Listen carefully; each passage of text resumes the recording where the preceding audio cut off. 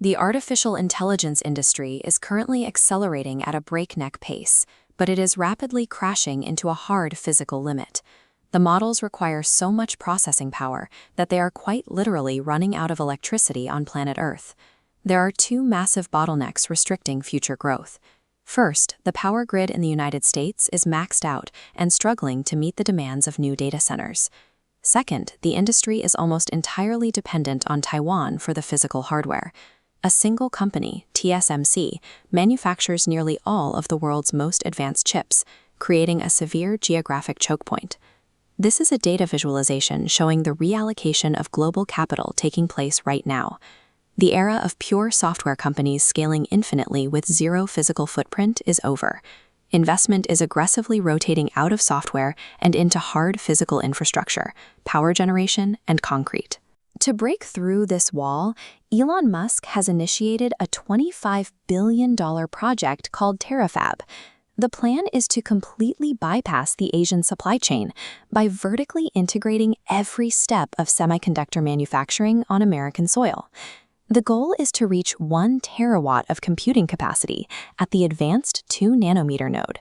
To put that in perspective, 1 terawatt is roughly 50 times the total current global output of AI chips, and it requires a sprawling, massive physical footprint to even attempt. But building the world's largest chip factory in Texas is only step one. The true objective is to take the vast majority of these newly minted processors and send them off-world.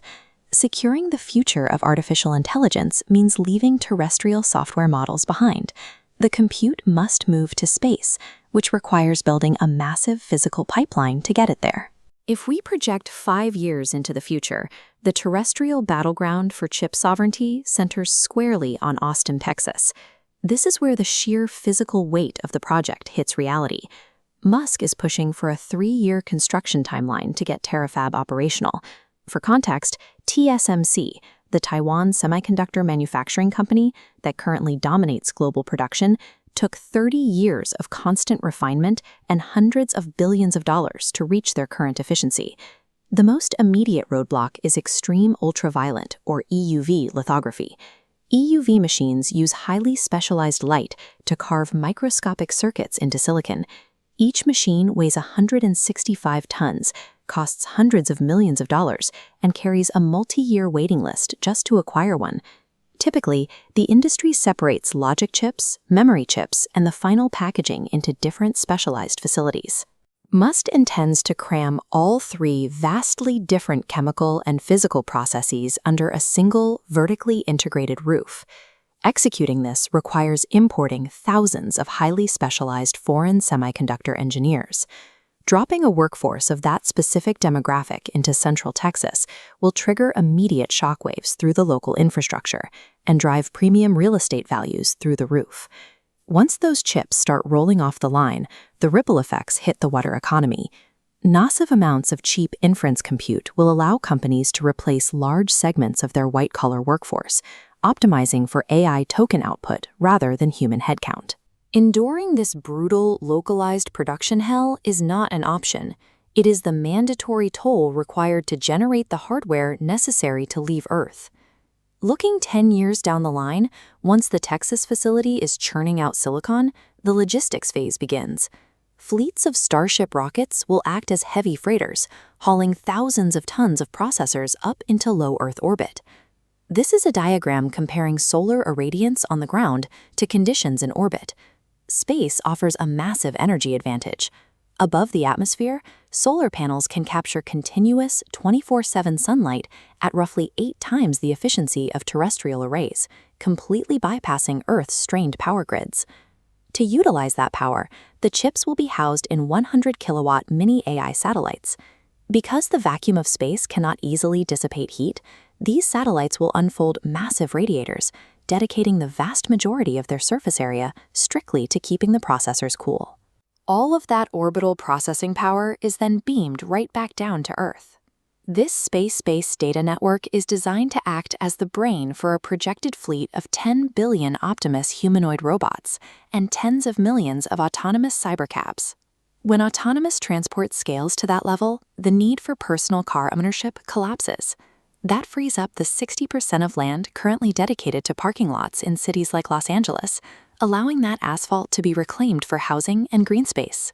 Putting data centers in orbit solves the energy crisis for AI, but its downstream effect is the physical deconstruction and total redesign of human cities. 20 years out, the demands of advanced AI will push past terawatts and enter the petawatt scale. At this stage, the logistics pipeline extends outward from Earth orbit and lands on the surface of the Moon. Because the Moon has only 1/6 of Earth's gravity, it requires very little energy to launch objects into space. The plan involves building a lunar mass driver, an enormous electromagnetic railgun that will physically shoot massive solar arrays into deep space. Automated humanoid robots will be stationed on the lunar surface to mine the raw materials.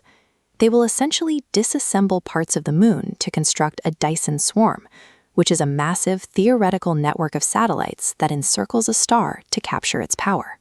This is a diagram of the Kardashev scale, a method of measuring a civilization's technological advancement based on energy consumption.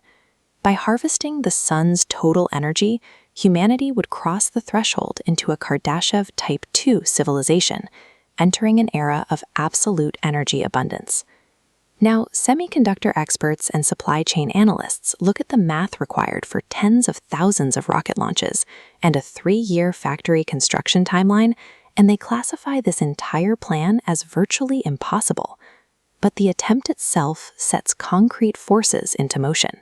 It aggressively forces the onshoring of chip manufacturing, drives a massive reallocation of real estate capital, and forces space logistics to merge directly with AI infrastructure.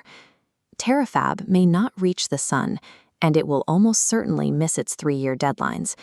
But dedicating $25 billion to solving the absolute limits of physical compute will rewrite the global economy, regardless of where the chips eventually land.